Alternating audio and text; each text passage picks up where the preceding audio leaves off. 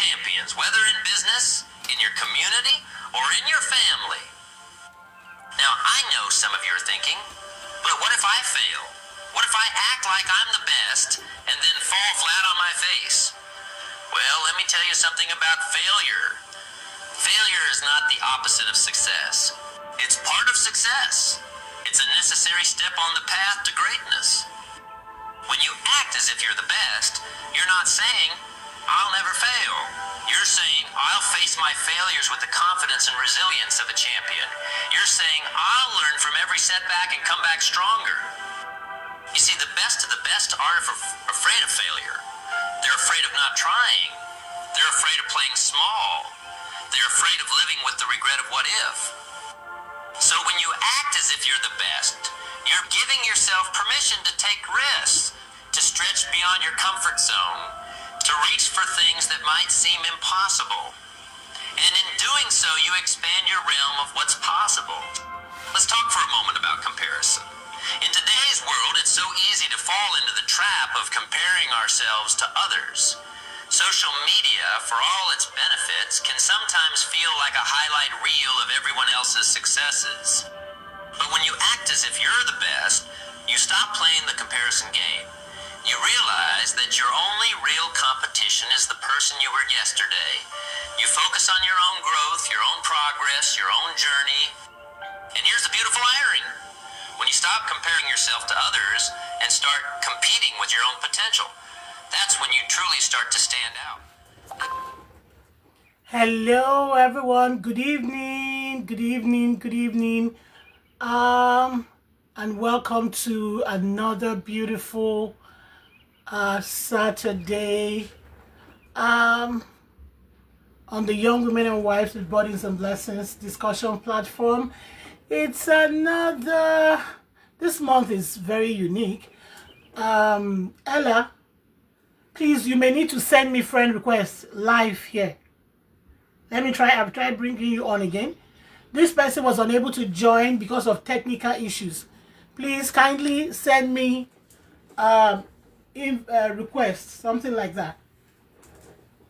Welcome to another evening on this beautiful sunny Saturday from my end. And wherever it is that you may be joining us from, I'll say good morning, I'll say good afternoon, and I'll also say good evening. From my end, it's evening, and I know back home in Nigeria, it is 8 p.m. West African time. Thank you so much I would always say thank you so much for being a part of this the Young Women and Wives discussion platform is a platform that is set up to help the woman become whole, become the best of herself. And the woman we consider here is from the age of 12 up to 65. Now,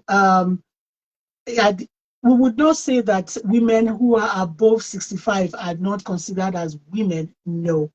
But we believe that at that age of 65, she has actually gotten to the peak of nurturing, and what she as a woman is doing at that stage or at that time or that age or stage is actually what nurturing and birthing, enforcing legacy. Thank you so much, Ella. So our speaker is on ground now. Fortunately for us, in this month of May, we have our teenagers, our young adults, our preteens, and our young adults, take center stage. Ella, please, can you send again? Facebook is saying that there's network issue at your end. I don't know if you can probably maybe change your location. You're saying network failure from your end. So please kindly resend the invite again. And until we are able to bring you on the program, hopefully without Facebook being funny. Okay, so this evening I want to even first and foremost welcome every one of us who is joining us. Thank you for joining us this day. this evening, morning, afternoon, wherever it is you're joining us from. And we are starting off the month of May with a very beautiful, intelligent, amazing, and unique speaker, the person of Emanuela Eledu, also known as Ella Eledu, like we say in Nigeria for short. Emanuela, during during the week where I actually posted a video, that a short clip that I had done in the Nigerian community here where I reside in Canada here. And I had mentioned at the end of the video that, excuse me, Emanuela is my baby girl. And I had to quickly add that, see, I saw her being born. So I know I can say that with full confidence. So, and I saw Emanuela grow. Emanuela is a a young girl that even me as an adult, I look I look up. When I say look up, so I look at and I smile. She, very soft spoken. I don't know if she has changed now, maybe because of aging and everything. Very soft spoken, very quiet, calm, but very articulate, well articulated, very very focused young lady. And Emanuela will be talking to us today on the topic, when you say your story matters, how you heal from comparison and self-doubt. Even we as adults, in that video that I sent to them, I mentioned to them, I said that even we as adults, we battle and we struggle with comparison and self-doubt. And so it is not um okay, Ella, please. Okay, Ella, please. Can you try coming back in again, please? Okay, let me check again. Thank you. Okay, I'm trying to bring her on camera once more. So, and I said, if in that video, I said, even we as adults, we battle, we struggle with, comparison and the self-doubt. And when we came in, I was playing a kind of motivational statements or words by the renowned Jim Rohn. And then he was saying how you act like who you want to be, you have self-confidence, and you know that, see, there is no other person like you. Yes, I know it is very it can be very difficult to accept or to believe that no one can be you, no one can be you. I I for one, I had a lot of so many years as a person. Ella, I'm trying to add you. I think it's Facebook network issues. So, and for so many years, they said no answer from live video sent. Yeah. Sorry, sweetie, please resend again. Resend rather. Facebook behave this night, so please on this today. So, and I said something. I said, even, we struggle, even as adults. As human being, we struggle with because we want to be like, the other person. And in that video that I sent to the Nigerian community, I said, there's a particular, as a Christian, I am of the Christian faith, and I said, as a Christian, there's this particular aspect or part of the Bible that, won't stop to encourage me. And that is where even the angels were asking God what man is, that God is mindful of man. God is mindful of man. So, and for every one of us, we have been made in a very unique way. You are supposed to thrive and to soar in your uniqueness. Ella, I'm trying to add you. It's trying to bring you on. So, and we're supposed to want to excel in our uniqueness, in our respective uniqueness. But then, Ella, I don't know if you can change location because he keeps saying that there's no response from the guest, the video from the guest.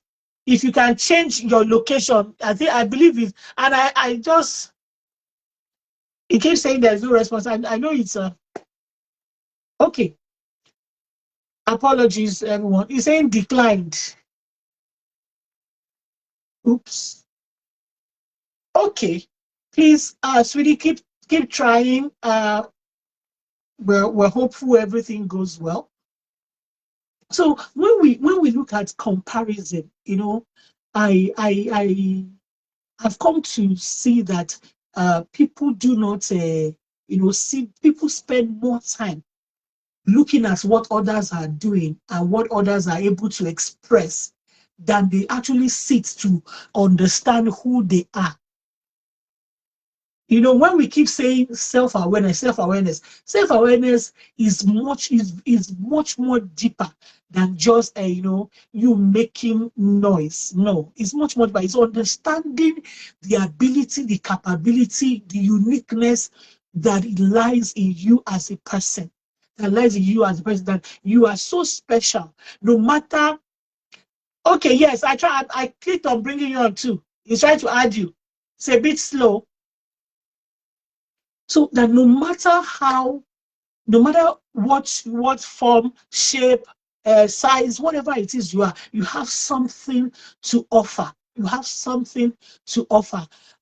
For someone who I remember, say, a secondary school mate of mine seeing me when in my 30s, primary school to secondary school, yeah, secondary school actually, of mates of mine seeing me after 20 years of graduating from second. No answer from live video guest. Can you exit and come back in again, Ella? Exit and come back in again. Let's try that. Go out and come back in again. Thank you. So the person saw me. I know the person was saying something. Started laughing, and after seeing me, and the person said, Rosemary, you have not changed. But my name was, I didn't really go by Rosemary, when I was in secondary school. I went by my native name, like my Nigerian African name. And the person said, you have not changed. This your restlessness, this your, you are so restless, this and that, and there's nothing that has changed. And I told her, I said, I don't know, that is just who I am. That is who God has made me. I don't know how to be like someone else. And that is number one example. And then another example was that for so long in my while growing up, I was very it became a bit let me say masculine in the way I walk, and I'm always like not walking like, how would I put it? I wouldn't say a robot, but masculine even in my step. And someone told me, I had several people tell me, oh, Rosemary, you need to walk like a lady. You need to learn to walk like a lady. And it became so it became more, it kind of became more like a noise, that if that so I said, I decided to try to walk like a lady, so to speak. I don't know what that is, but the way they wanted me to be all catwalky and all that. And I tried, but I found out that, number one, my steps were slow. Number two, I struggled. I actually having body ache. Yeah, they're having body ache. And then everything, you know, I said, it got to a time I told myself, I said, no, no, no, no, no, no. I can't be my full, complete self, my unique self by doing this. Let me just be who God has made me to be. One thing that I just said to people is that when it comes to living life in your fullness, is that you are conscious of the uniqueness of who you are. You are conscious of your uniqueness. You are conscious of your gifts. You're conscious of your gifts. So in the process of trying to compare myself, and are you back in? Please, you have to go out and come back in again. Today happens to be one of those days that Facebook start acting funny. So you have to go out, come in and resend the invite, please. Thank you. So I said, so now as a young person, I experienced that. But the thing now is that I don't know if it is the the advent of social media that has made it way obvious, and very, very would I say pronounced.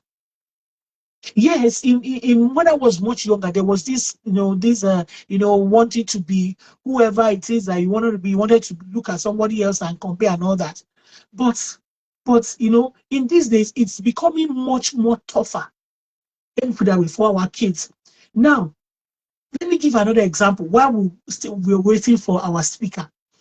I happen to have, let me just say, enter into marriage, at the age of 22 thereby, and I went back for my higher national diploma in Nigeria. I'm calling it HND, as a married woman.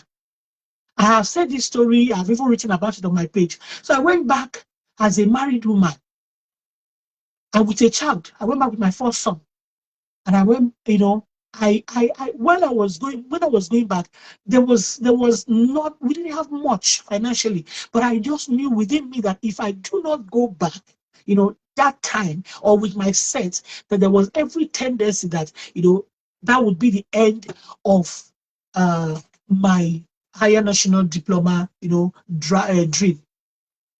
Now in that class we were two married women. I've told this story many. We're two married women, and coincidentally, we both also were friends, and also we both had children of the same age. The only difference was just the month. The month of in terms of the month they were, but they were both born the same year. And one day I was called upon. I just, the ladies in my class just held a meeting, called me, and put me in the middle. Put me in their middle, in their midst, like the Englishman would say. And when they put me in their midst, Ella, please, can you resend the invite? I'm not seeing invite from you again. Thank you. So, and they put me in their midst. And what they asked, what happened was, the next thing that happened was them they asking, telling me, look at you. Are you the only married woman in the class? Look at the so person, your second. She dresses well. She wears earring, gold. She does this, she does that, and that. And then I began to cry. And I wept.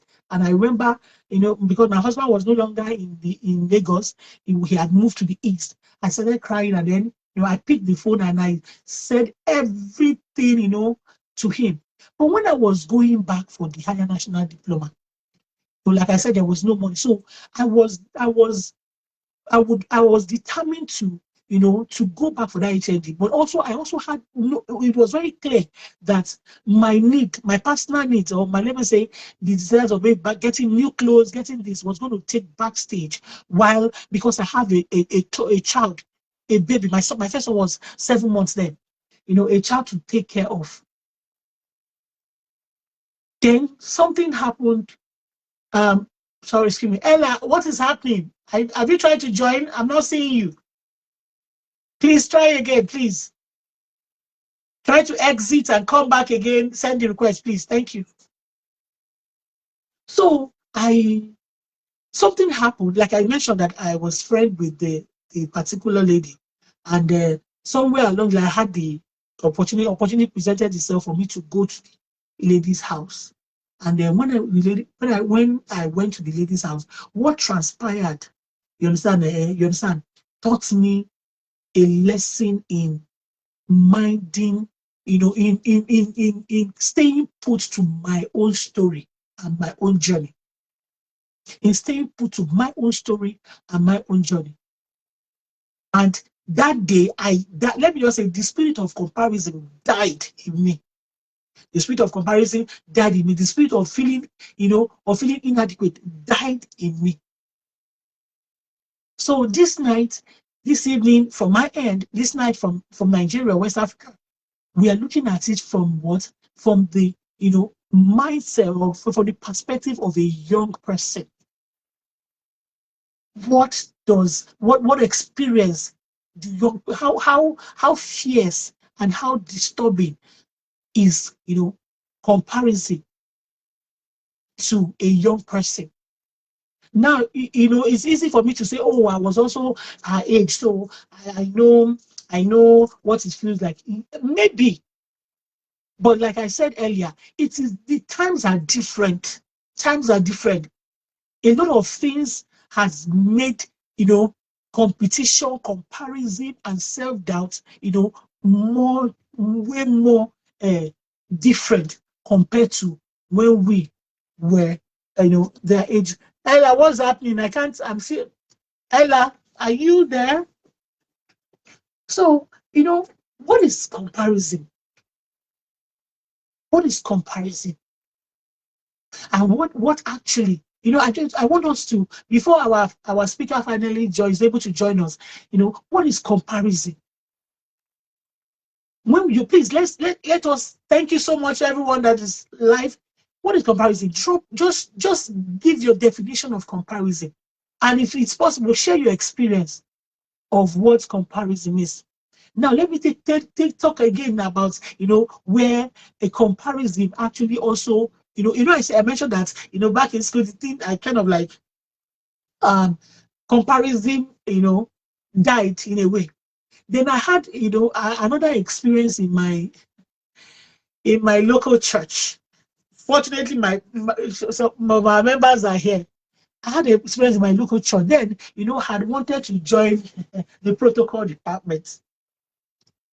So I went to the protocol, coordinator, and I said I wanted to join the protocol department.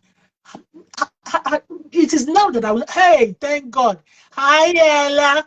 Don't be disturbed by the picture me that you are not seeing. That is Facebook thing for you. Just know that everyone, how are you, darling? Everyone else is seeing you. Welcome. Just give me some few seconds. So, and I had wanted to join the protocol department, and the protocol, let's say coordinator, just looked at me and said, "Oh no, you cannot join because we dress here. We're always dressy. We always." And the funny thing is that I would say to myself, I'm not really the dressy person, but and I'm not really dressed, but at that stage and at that particular time in my life, I avoided debt, DEBT, like this, because I didn't want to repeat, my mother's life. I didn't know my mother was practically reading in debt because she wanted to take care of children. So I lived within my means. And as soon as the protocol officer said, "Oh, you cannot judge because you don't know, you are not dressing well." And there's another experience of someone telling me that they know where the discussion came up, and then they were looking for leader to lead the department, and my name was mentioned, and they said, "No, she doesn't dress well." Well, that one is in the past. Welcome, Ella. Welcome, welcome, welcome. How are you? Thank you. Good evening, ma'am. Well, let's Facebook has eaten into our time, but without wasting much of our time, how are you? How is school? Let me first of all, I'm happy seeing you. I'm seeing you from another listen here, so don't worry. How is school? School is manageable. We're pushing through. My I'm taking medical it a doctor, day at please, a time. please. Good. I get you. Thank you so much. Okay, let's go into the topic of discussion for today. The topic says your story matters, healing from comparison and self-doubt. Take us into what you understand by that topic. Okay, ma'am. Firstly, I'd like to apologize to everyone No, for it's the not yours. delay, It's not your fault. and It's Facebook. I'd like to thank Mrs. Henriese for the platform, for the opportunity. Thank you very much, ma'am. So, what I understand by comparison and self-doubt. Comparison is measuring others' achievements, others' accomplishments, others' milestones against yours, using their lives as a yardstick for yours. While self-doubt is the persistent voice that tells you you are not enough, that you're not good enough, you don't deserve the opportunities you've been bestowed with, and you are not capable of doing all that you need to. That's self-doubt and comparison in a nutshell. Thank you so much for that concise and, like you said, in a nutshell definition. Let's meet Ella. Tell us about yourself. Okay, I'm Emanuela Eledu.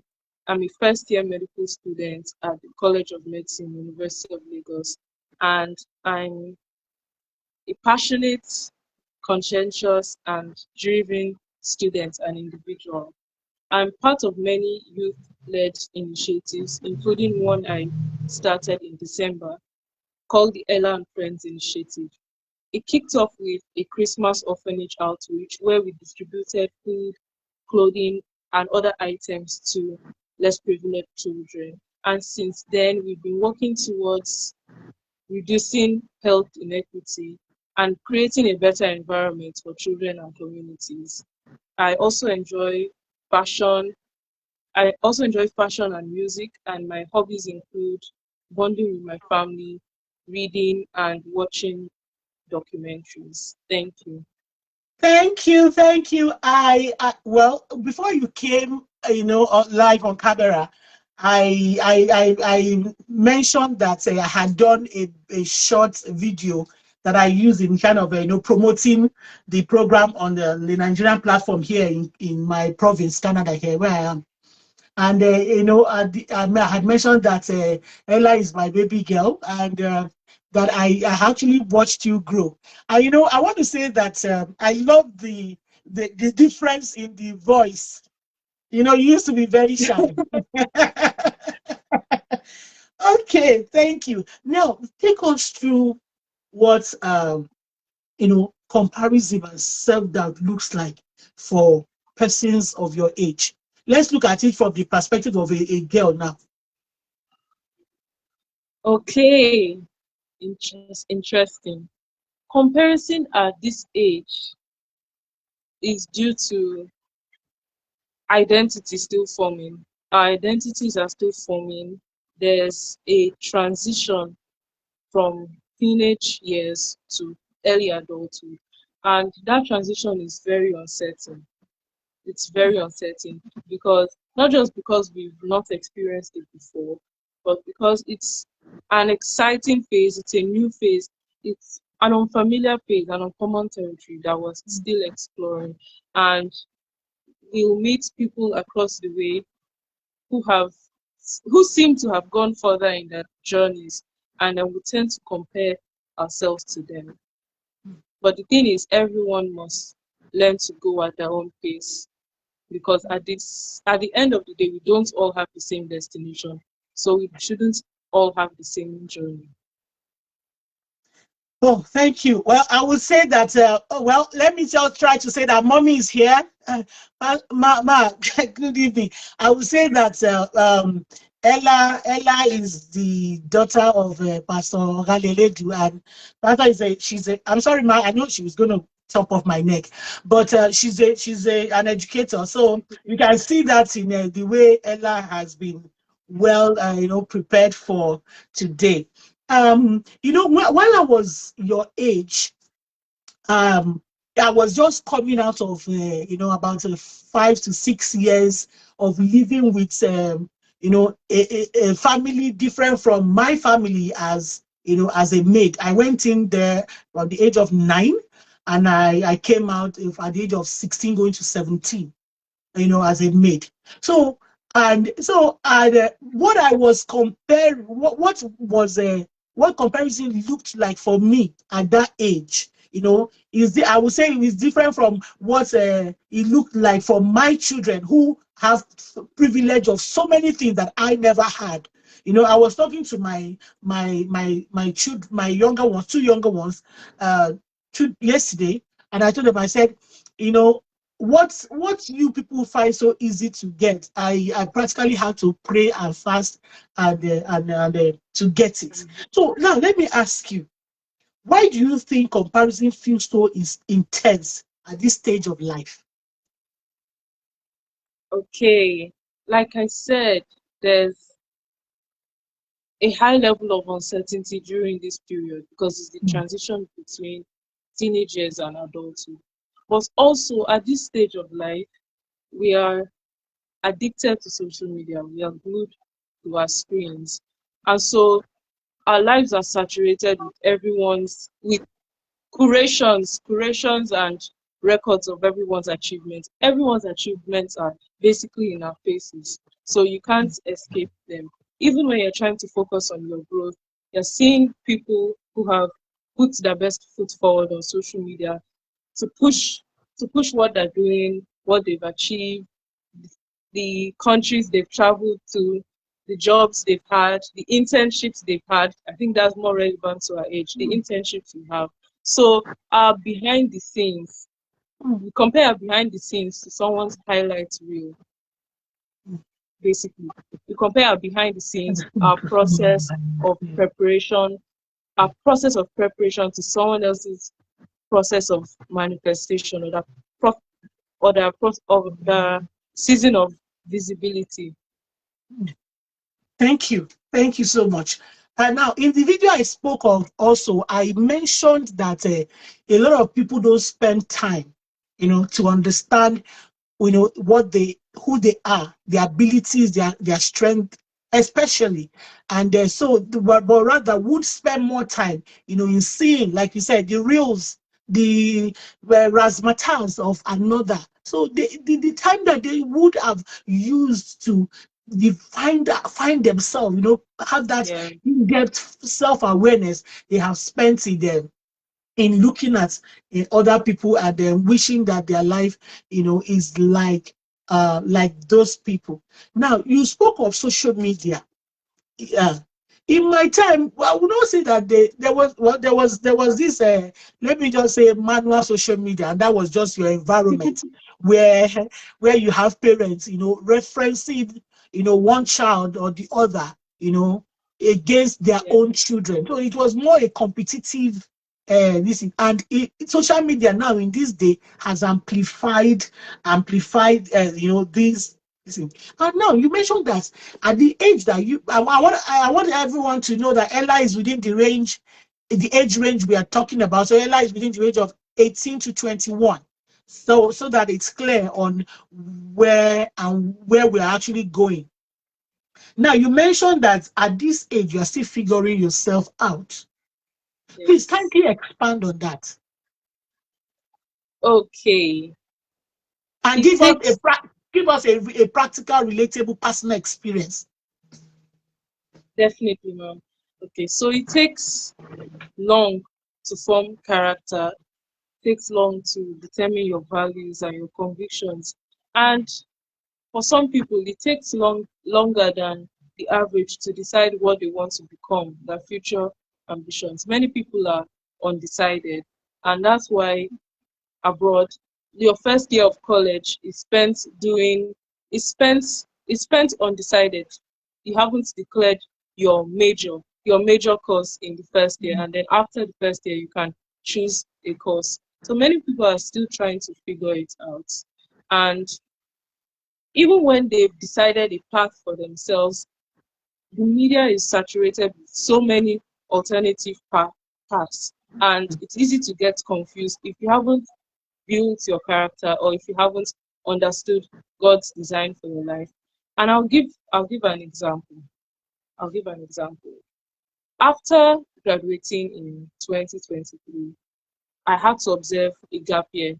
I took a gap year, and I felt that I should have already been in university at that time. Meanwhile, I had a classmate who I graduated with, who was already in his second year of medical school in China. Meanwhile, I was still in Nigeria, and I eventually had to take a gap year just to get a high enough mark to be admitted into medicine and surgery that year. So while the wait was worth it, while the wait was beneficial, I felt it was a hindrance because I thought things were meant to go fast. But that year helped me develop my character. It helped me discover myself, and it helped me carve out a clear path for myself. Thank you I think so much. that's what it means. Yeah. Yes. Thank you so much. I kept quiet because I was taking in everything that you were saying.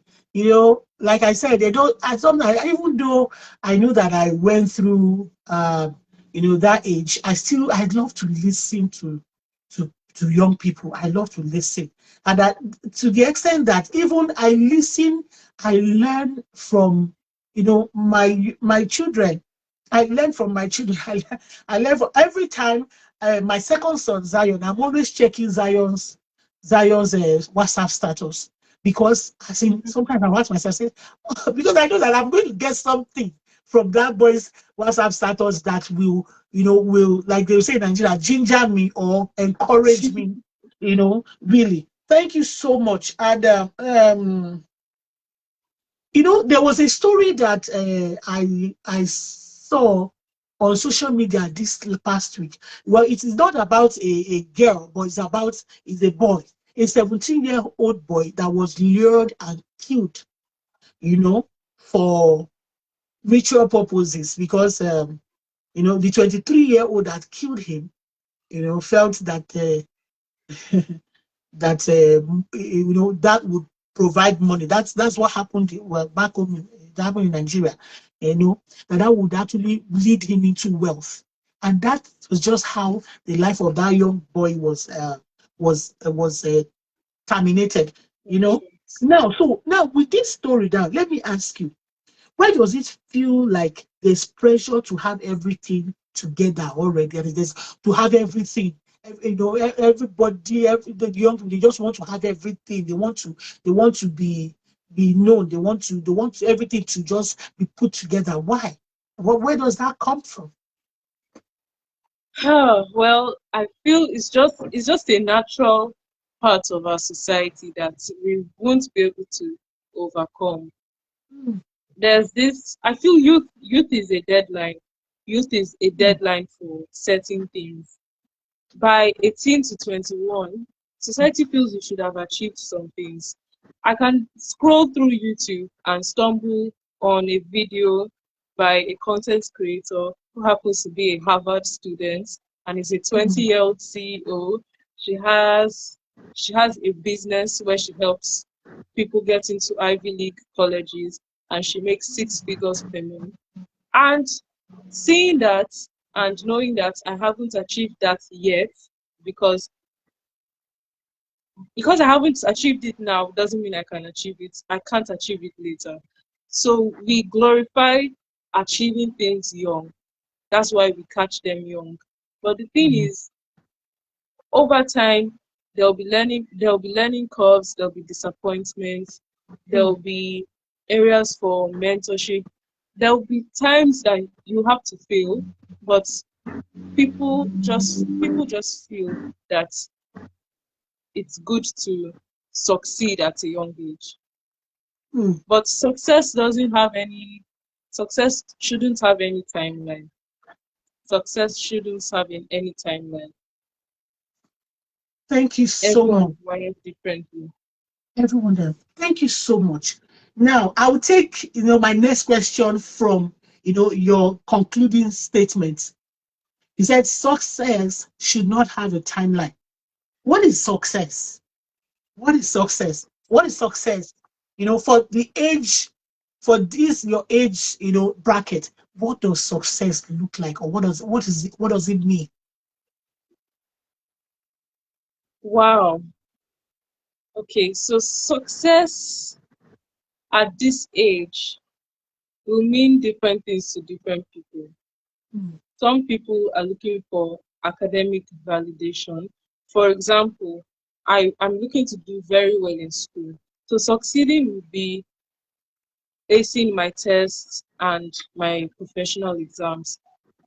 mm, But for some person, it could be success in their relationships, it could be success in navigating a new environment. For example, if they relocated and they're having trouble making friends or finding a place, success to them, even if it's short term, would be carving out a niche for themselves. So success means different things to different people.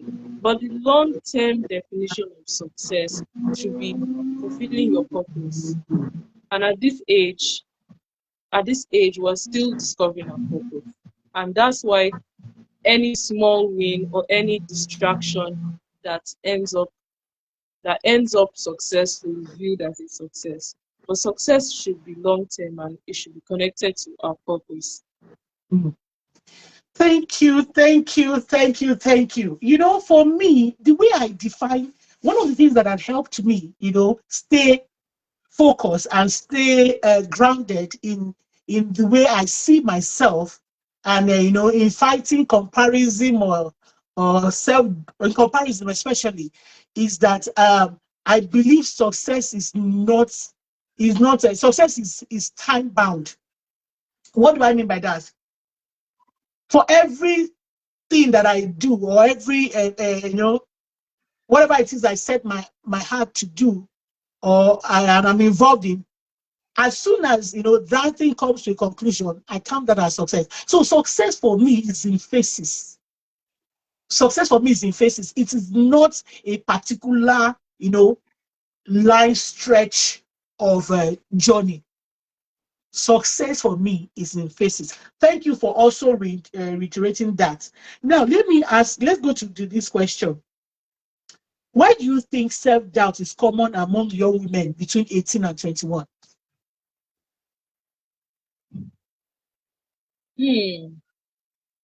Setbacks are common because they're part of the learning curve, they're part of life, and we should embrace them and see them as a stepping stone to success. Setbacks come when we Oh, try sorry, I something. meant self-doubt, please. I'm sorry, self-doubt. Pardon me, ma'am. I meant self-doubt, not setback. Self-doubt, please. Oh, self-doubt. Yes, please. Self-doubt. Thank you. Yeah. Self-doubt in young women between the ages of 18 to 21 comes because they aren't confident in their identity, and they aren't confident in their journey. If they knew what was ahead of them, they wouldn't they wouldn't trust that the journey can't take them to their destination. And I'll expatiate. I mentioned earlier that self-doubt is the voice that tells you are not doing good enough, but that voice is the voice of perfectionism. We want to get things right. We want to get them as perfect as we possibly can, but no one is perfect and nothing is perfect. Nothing human is perfect. We can only strive to get better. We can only strive to get better, to improve. So self-doubt is common because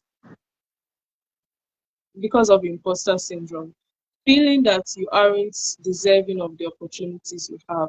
And also, it's closely related to comparison. It's only after we've compared to ourselves to others and found that we are quote unquote lacking in some way that we start to doubt ourselves. And that leads to as question as self-doubt. Hmm. Let me ask. There's something that I do, that I do consciously, and I don't do it because I want to make my children feel good. I do it because it is what I see in them. I two things. I am very quick and swift to bring out the good side. Every good thing you are doing, when you are doing it, I'm very swift to bring it out. That's for my kids. I'm talking about my children now because I'm taking the question to parents now. And also, and I'm also very quick to praise. I'm also very quick to praise. So when it comes to self-doubt, what part do you think parents have to play in a young lady from the age of 18 to 21, being being heavily doubting herself heavily? What part do you think parents play? Thank you so much. And the answer to that question is what my parents have been doing for me over the years. The role parents can play in helping their girls aged 18 to 21 overcome self doubt is positive reinforcement. It's positive reinforcement, compliments, praises, just showering her with validation. We seek a lot of external validation from peers, from elders, from classmates, from everyone. And if we can get that validation from the people we are immediately closest to, that's our parents, and by extension our family, then we feel better about ourselves, and we can navigate our way in the world without needing validation from others. There's something I told, there's something my mom told me when I was really having issues in school and was being bullied. She told me that my validation, apart from coming from God, it should also come from my parents, and it should not be sought from my peers who are still discovering themselves. We all in this age group are going through a transition phase that we're unfamiliar with. And sometimes you can get some offhand comments that are made out of envy or out of confusion or out of, yes, jealousy, anger. And if you let this stuff get to you, it can affect your confidence, and it can it can you have if you have people at home, if you have your parents, your elders telling you that you're doing well, you're making progress, no matter how small it is, no matter how small it is, no matter how little it is compared to others, then it can go a long way. It can go a really long way. I can't count how many times my mom and dad have encouraged me to just go on, and do things afraid, do things I've never done, do things that I'm unfamiliar with, even when I didn't believe in myself. Parents, please, I hope you've really heard. Positive reinforcement is very, very important, and you have to. But sometimes we can have, as a young lady or even a young guy, you may have parents who are battered and traumatized, who themselves, it's possible for a parent to be jealous of their child, and the parents can even contribute to being negative, and contribute to the child developing self-doubt. Please, dear parents, help your child. Okay, I remember a story. It's not really something that happened to me when my first son, when he GSS 1, junior secondary school 1, he went to a boarding school. Because we just wanted him to have experience or go to boarding school and everything. But we didn't know that, it's not all children that are caught out for that. And every day I'm always grateful to God for the fact that we didn't lose him, because I don't know, I just felt uneasy one day, and I told my husband, I said, you need to go to the school. It was not time for visiting day. You need to go to grad school.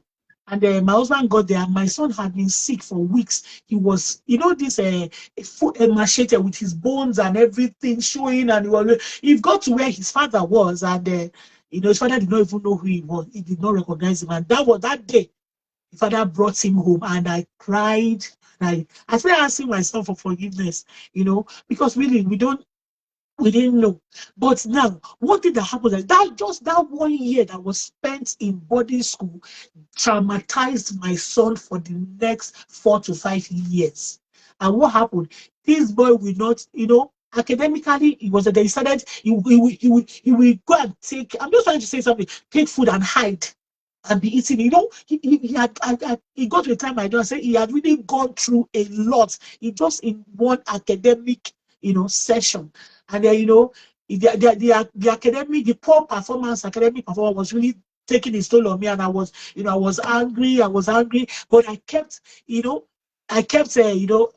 paying tuition, no problem. I changed school. I, brought him back. I took him to one school. He didn't continue. I changed school to another school. I said, maybe, you need to go to a more higher paying and, more fancy school. And I was saying, but the same thing, my son would just go and submit empty paper during exam, scripts during the exam. And this continued until, I didn't really use, I was blaming. I didn't use positive reinforcement. So until, one time I just started balancing it out with positive reinforcement and let me just say, shouting and all that. So I told him, I said, and then, I found out that when I give, because I was, I do give my kids book to read and then they will summarize. I found out that his summary was better than, his brothers, his younger brothers. And I called him one. I said, guy, you can do this. You are intelligent. What is happening? What is happening? So he it was a lot of things. So, but I saw the place of positive reinforcement in his life, the change that came about because I I decided to do that as against doing. Now let's go to you. Now let's talk about your initiative. Let's talk about your initiative. When I saw it was on mommy status that I saw it, WhatsApp status that I saw it, and I was screaming. I said, "Yay, go girl, go girl!" Ella's and Fred's initiative. Let's take us into that and how that came up, because that definitely, if your esteem or self doubt is huge, you wouldn't have, been able to think out and have such initiative. So let's take us through. Tell us about your initiative and how it came about, please. Thank you very much, ma'am. So before I talk about the initiative, I want to mention that to do things like this that are unfamiliar to me, that are new to me, like starting my own initiative, apart from motivation from my parents, I also had to build myself up with affirmations because there were Mm, times I felt I wasn't able to spearhead an outreach or lead mm, people or coordinate activities. The affirmations really helped. That as simple as saying them is, it goes a long way and it's very yeah. powerful. So now about Ella and Friends Initiative. Ella and Friends Initiative's motto is charity in action, health for all. But it didn't start as a public health initiative. In December 2025, last year, we decided to visit two orphanages, one on the island here in Nigeria and one on the mainland, respectively Heritage Homes Orphanage and the Red Cross Society's Home for Motherless and Abandoned Babies. It wasn't meant to be a movement. It wasn't meant to be big.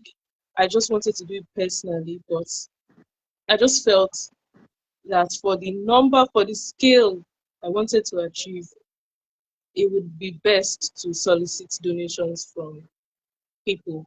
So I created flyers, I publicized it on my WhatsApp status, and we raised a lot of money. We raised over 345,000, and we bought foodstuffs, clothing, books, both new and used, and we distributed them after Christmas Day, on Boxing Day, and the day after. And so, after having a discussion with my mom, I decided that as a medical student, I should try and enlarge the scope to fit public health and healthcare. So I decided, since children were my primary focus, that we focus on child welfare and community health. Mm, And I put out a call for membership form, and many of my classmates applied, a senior applied, mm, even a senior applied. And I visited University of Lagos Staff School, Unilag Staff School, asking them for permission to hold an outreach. Thankfully, they granted our request, and we held our first outreach of the year on the 13th of March. Yes, the 13th of March, and it was tagged Childhood Obesity Awareness Outreach. We basically encourage the children to adopt healthy eating habits, exercise more regularly, and make choices that make short-term choices that have long-term benefits. Since then, Ella and Friends Initiative has been championing health through infographics on social media and also campaigns. And we hope that you support our work and partner with us, just as Mrs. Henriese has. Thank you, ma'am.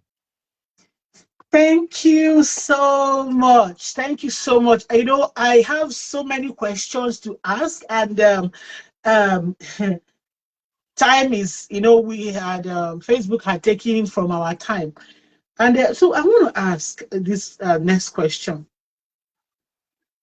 In your own opinion, why do you think many young women hold back even when they have potential? Why do you think they hold back even when they have potential? Hold it there. Before you answer that question, you know, I want to reference the affirmation that you mentioned. I have someone who have, you know, lived, you know, and seen the power in affirmation. As much as a sneeze, I tell myself, Rosemary, it is well with you. You will not be stranded. You will not be stranded. And it became more, you know, affirmation, but it became more like, you know, I was speaking, you know, as a Christian, the Bible says you should declare a thing and it shall be established, and the light shall light upon your path. That is a motto that is the passage of the Bible where, you know, I coined my affirmation from, in the sense that that is the passage of the Bible that gives me strength and conviction in the power of decree or affirmation. Okay, so please go back to let's go back to our question. So why do you think many young women hold back even when they have potential? Okay, ma'am, I'll start with a practical example. We all know who Vicky James is. In Nigeria, she's a sought after fashion designer, content creator, and serial entrepreneur. 2 or 3 years ago, during my gap year, she put out a vacancy call for a fashion illustrator. Now, I've been illustrating since I was 6. I never learned how to do it anyways. It was just an innate ability. And while I started out very amateur, and while I started out very amateur, I took some classes, I taught myself, I studied what worked and what didn't, and I applied. I did it afraid. I did it very afraid. And there are hundreds of reasons why I could have held back from applying.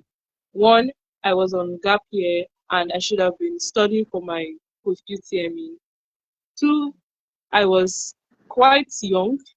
I was much younger than her average staff. Her average staff. Three, I could go on and on, but I just took a bold step and applied. And guess what? I was employed. I was employed and I got to learn to use a software that I had never used. So now I can use both softwares to design, and I have an enriching experience. In addition, I can also say that I worked with Vicky James. The second example is a scholarship. A scholarship. So we're over 200 in my level, both medical and dental students combined. And there's this scholarship that's solely for University of Lagos medical and dental students. They choose only 3 students annually, and I was convinced that I was not qualified. Not because I wasn't smart, not because I hadn't earned a first class GPA in 100 level, which is pre-med. Because I just felt there were so many of us that the odds of being shortlisted in the final 3 were quite slim. However, I still applied. And thankfully I got in, and consequently appeared in the newspaper for the first time, appeared in the Guardian. So Wow, what I am beg, I send trying it to to us. say? What am I Yeah. trying to say? What holds us back at this age is fear of failure and fear of judgment. Fear of failure and fear of judgment. We don't want to we don't want to try we don't want to try with the knowledge that it could go wrong, it could go south, we could fail. So would rather be safe, would rather disqualify ourselves before we even get rejected. And would rather reject ourselves before we get rejected. But one thing I've learned along the way is to do things afraid. As my mom would say, do things afraid. You will never be 100% prepared for something, but you will always be 100% capable of clicking the apply button no matter the outcome. So I feel we should learn to take that bold step. We should learn to take that bold step. And like I said, the two reasons are fear of failure and fear of judgment. What will people say about me? What if they don't think I'm qualified enough? What if there aren't enough slots? What if, what if, what if? But what if you just try? That's my story. Ooh. I have one last question before we call it a day, but I want to chip in something. When on the 15th of June 2024, I started this, when the when the I got instruction because the leading, I'm sorry, I work by I'm not being spiritual or this thing, but I have spent my life and all that. And I one of the topics that I was treated is when you feel stuck. But how do you take your journey from there to the next? And one of the things that I remember saying was telling people that one of the things that can limit you and make you stay long for in a place is when you are looking at people. When you are looking at people. When you are looking at people. So I remember two things that happened in my life because to people I didn't look like it. I didn't look like it. But for me, it was not, I was not looking at what people were looking at. I'm not flashy. I'm not flashy. I'm not loud. I'm loud as my voice and as my, and on my ceremony. But I'm, in terms of, the things that matters to me, you understand now, are not really the things that people hold in esteem. And unfortunately, those are the things that people use in selecting people they want to, quote and unquote, do something for them. So I remember when, the issue of, I never told anybody that I was building a house. And it was by this, it was announced that I was building a house. And, I felt that was when it now dawned on me that the way people were looking at me really is like a wretched, frustrated being. And they be like, so you did build house, And then also when I came to Canada and I met my people here, and then the way I, most of them didn't talk to me the way they looked at me. So so I understand what you mean by when you are looking at you're looking at people, you're looking at how do I what chance do I have, in doing that? So in starting anything, I myself, you say do it afraid. Oh my God, it is my motto, it is my mantra. I don't care what is at the end of this thing. One thing I always tell myself is that in as much as I am moving, I am heading somewhere. I am, even as much as I'm moving, so I am heading somewhere. I do it afraid. That is number one. This I want to tell. I also want to give a story about about the professional certification. I'm a conservator back home, but when I came here, this environment, differed. So I took up odd jobs, and then I still show my children, I have my journal here where I had noted when I want to achieve the professional membership, Canadian membership for my institute and everything. And it didn't look like it. I didn't look like it. But there was something, there's something that's, that happened when I was to write what I would say, the exam. The exam. I'm trying to bring something out here. When I was to write the exam for the institute, I just took up that. I was to write for a particular stage, that CEC, certified estimator. It was to write for a particular stage. Then I would now go to the next final stage. So, but I just did what I would do, and I wrote 40 pages, no empty 40 pages, and then they skipped that next stage for me and took me to the final stage. And I was talking to a fellow professional who is a Nigerian here, who has PhD, he has this one in Nigeria, he has America, and then when I told him, I said, oh, they did not give me CEC, they gave me PQS. That was what I said. He said, no, they must have made mistake. Yes, they must have made mistake. Ask they send a mail to them. Me too, I sent a mail. And they replied me telling me that it is what they have assessed, is the level that they feel that I am qualified for, that they are giving me, that there is no mistake in it. So I want to really say thank you for that step you took, in not looking down on yourself by that Vicky James. That Vicky James, forget, it has gone down your resume. Vicky James is one of the, I love her so much. That's one other lady that I love, that does not give a hoot about what anybody else think. Thank you so much, Ella. I must tell you that the past 30 to 40 minutes with you has been very educative, informative, and reassuring. And I'm proud to know you. Yeah, let me be doing celebrity now.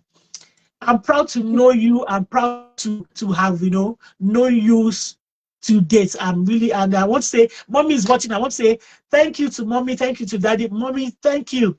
Oh my goodness, you did a great job, and Ella too. Thank you for being an amazing listening. So now, I wanted to ask you the question: what do you think it would take for young women to grow without constantly comparing themselves? But let me bring the questions like this. Find your final thing. What are the things that what message do you have for that 18 to 21-year-old young lady to help her heal from comparison and self-doubt? Give us like, don't let me say give us like two to three encouraging words. I would say that your journey is personal. You should focus on your journey.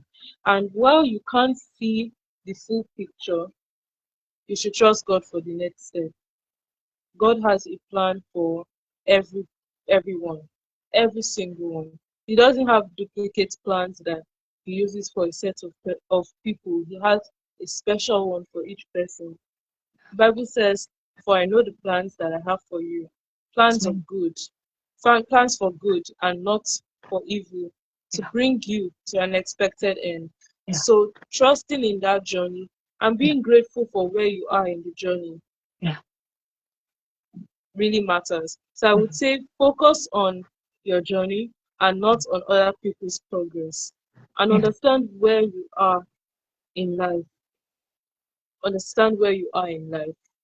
And I would emphasize be grateful. Be grateful.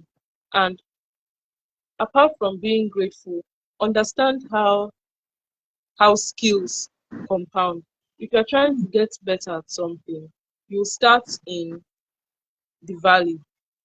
You start in the valley, and over time, your skills will compound. You get better with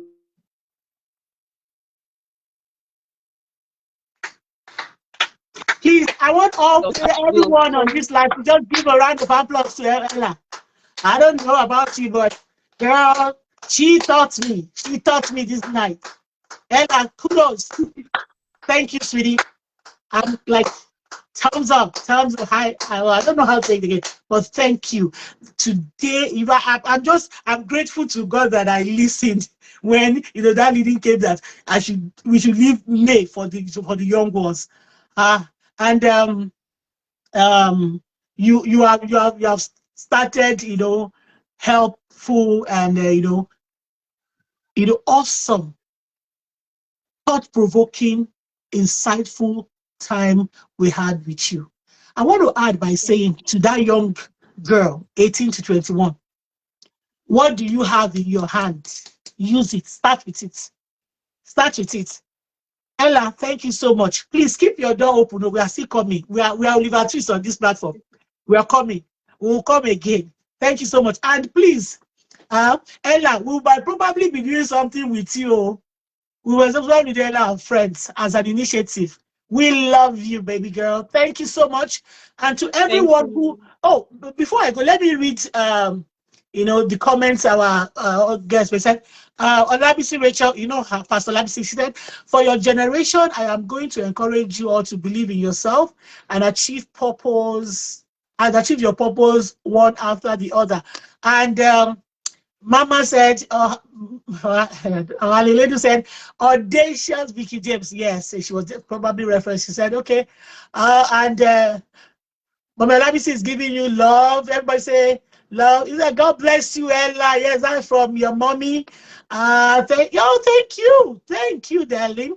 And Mama Labisi said, thank you, sweetheart. Thank you for giving us depth. Thank you for giving us that.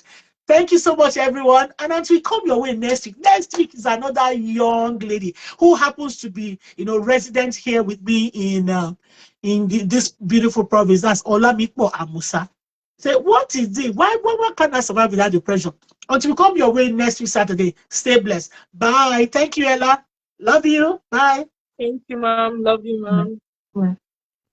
Thank you so much, ma'am.